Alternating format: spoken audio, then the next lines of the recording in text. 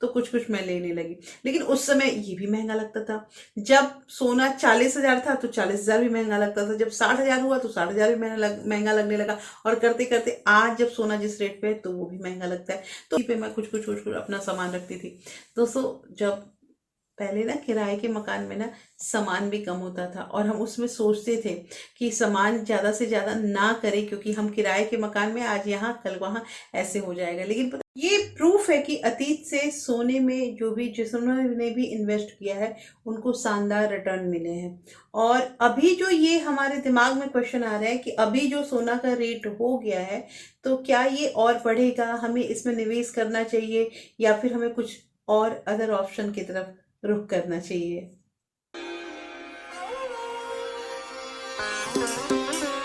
Hello everyone, welcome back to my channel real life with Tuku. कैसे हैं आप लोग? आई होप आप बहुत अच्छे होंगे और सेहतमंद होंगे, और आप लगातार मेरी वीडियो के साथ भी बने हुए होंगे। दोस्तों, एक क्वेश्चन जो लगातार मेरे पास आ रहे हैं, बार बार ये क्वेश्चन पूछा जा रहा है कि अभी आप ये बताइए कि सोने का जो रेट हो गया है, मतलब अभी जो सोने की कीमतें चल रही है वो उच्च रेटों में कहलाएंगी। तो सोने का रेट जो हो गया है, क्या हमें इस समय सोना में निवेश करना चाहिए या नहीं करना चाहिए, या सोने का भाव जो है वो गिर भी सकता है? मतलब तरह तरह के क्वेश्चन हमारे दिमाग में आ रहे हैं। तो अभी दिवाली आ गया है, तो दिवाली में तो हम लोगों के लिए ना, मतलब दिवाली में सोने का कुछ ना कुछ धनतेरस में खरीदना ये बहुत शुभ माना जाता है, हर घर में माना जाता है। कई तो हमारी बहनें ऐसी हैं जो हर धनतेरस को कुछ ना कुछ जरूर सोना का लेके आती हैं। तो सही बात है, अच्छी बात है। देखिए, मैंने शुरू से ना सोना में निवेश करने के मैं पक्ष में ही रही हूँ और हमेशा ये बात बोलती आई हूँ। लेकिन ये जो क्वेश्चन आ रहे हैं ना कि इतना रेट हो गया है तो अब निवेश करना सही रहेगा या नहीं रहेगा, उस पे आज मैं आप लोग को डिटेल वीडियो बताऊंगी। और दोस्तों, आज की जो वीडियो ना ये इतनी इंपॉर्टेंट इसलिए है क्योंकि मैं यहाँ पे आप लोगों को, मतलब जो मैंने अभी देखा आंकड़ा, उस आंकड़ा के अकॉर्डिंग मुझे पता चला है कि सोना चांदी ये जो है, ये अगर हम शेयर मार्केट में निफ्टी में पैसे लगाते हैं, सोना में लगाते हैं, चांदी में लगाते हैं, तो हमें कितना रिटर्न एक साल में हुआ है।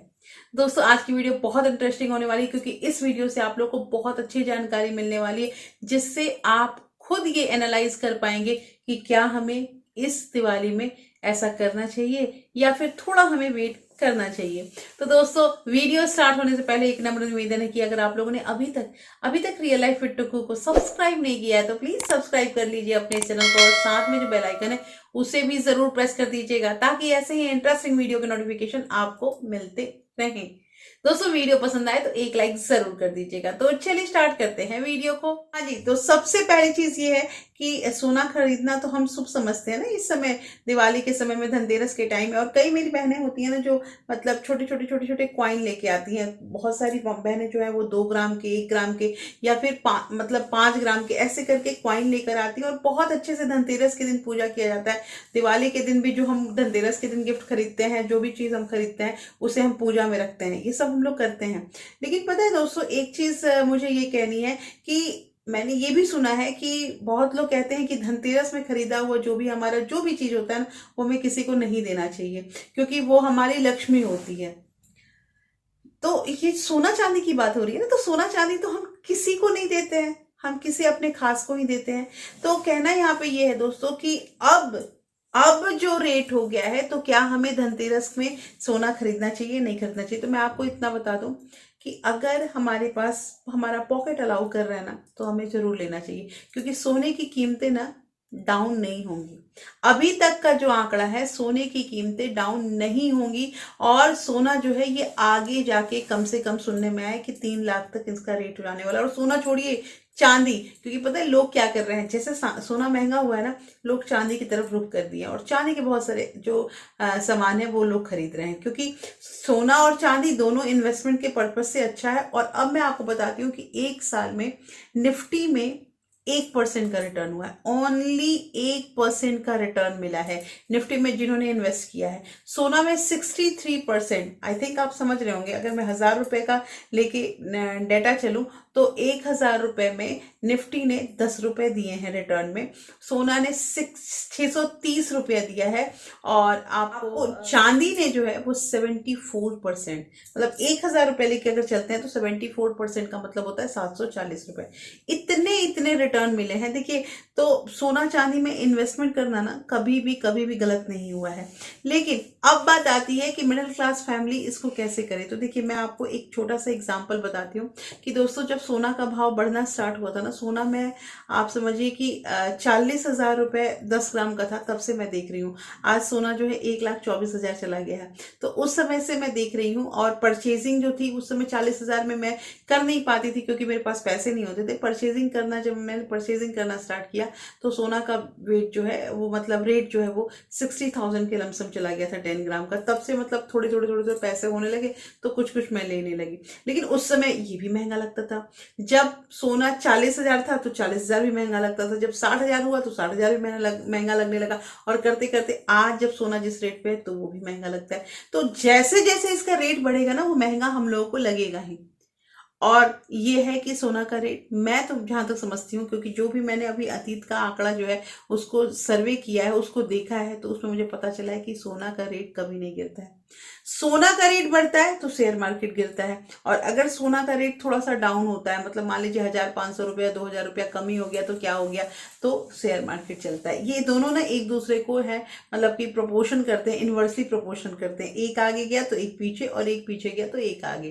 तो दोस्तों, सोना में निवेश करना हमेशा सही रहता है। और अब मैं आपको बताऊंगी कि जो ये एक ऐड आ रहा है ना, कि आप मैंने देखा है कि एक ऐड आ रहा है कि आपके घर में जो भी सोना है ना, उस सोना को आप बैंक में रख दीजिए, और बैंक जो है आपको उसका टैक्स देगा, मतलब कि वो उससे कुछ आपको पैसे मिलेंगे। ये गलती कहीं कहीं नहीं करना है, क्योंकि देखिए, हम लोगों के पास बहुत ज्यादा सोना तो है नहीं।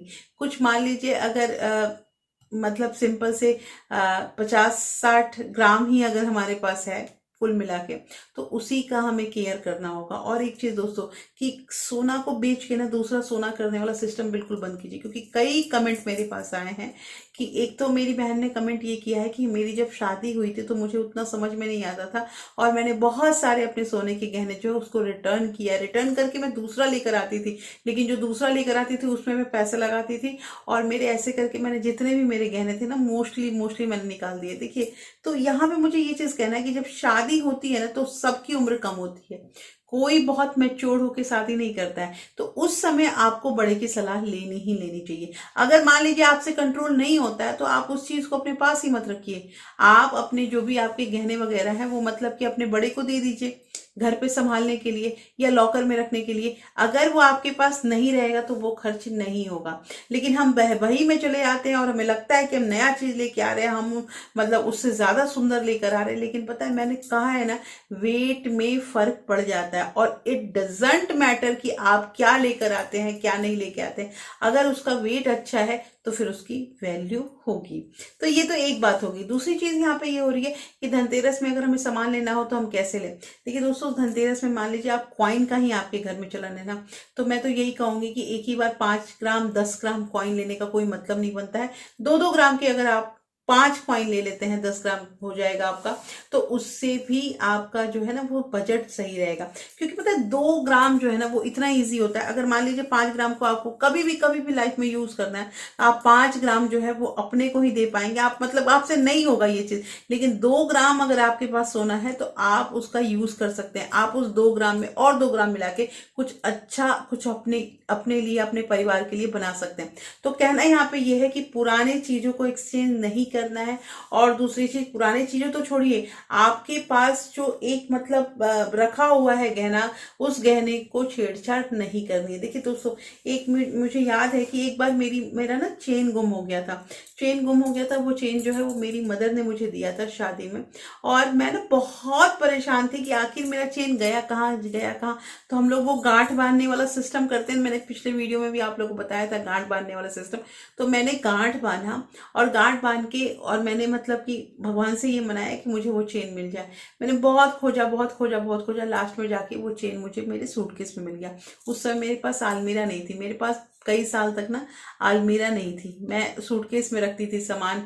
मैं मतलब कि छोटी सी अलमारी एक नहीं होती है लकड़ी वाली, जो खुले जो ओपन हो, जिसमें मतलब कि उसको कवर नहीं था, उसमें दरवाजे वगैरह नहीं लगे थे, वो मेरे पास थी। उसी पे मैं कुछ अपना सामान रखती थी। दोस्तों, जब पहले ना किराए के मकान में ना सामान भी कम होता था, और हम उसमें सोचते थे कि सामान ज़्यादा से ज़्यादा ना करें, क्योंकि हम किराए के मकान में आज यहाँ कल वहाँ ऐसे हो जाएगा। लेकिन पता है, धीरे धीरे ज़िंदगी बदलती है। तो कहना यहाँ पे ये है दोस्तों कि आप जब भी सोना रिटर्न करने या एक्सचेंज करने वाला ऑफर देख के जाए ना, वहां पे अपने आप को स्टॉप कीजिए, क्योंकि उसमें हमें आगे जाके नुकसान ही होता है।